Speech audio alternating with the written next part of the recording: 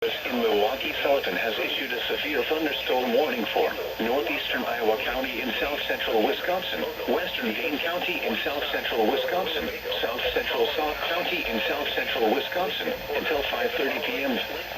At 4:44 p.m., severe thunderstorms were located along a line extending from Mazo, Maine to 6 miles southwest of Blackhurst to near Dodgeville, moving east at 40 miles an hour.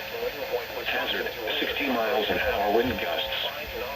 Source, radar indicated.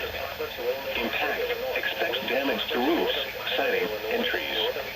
Locations impacted include Madison, Pittsburgh, Middleton, Waunakee, Verona, Oregon, Monona, Mount Horeb, Windsor, DeForest, Cross Plains, Mazo, Maine, Shorewood Hills, Black Earth, Maple Bluff, Barneville, Dane, Blue Mounds, Arena, and Ridgeway. This includes the following locations: Wisconsin State Capitol and Hides Mill.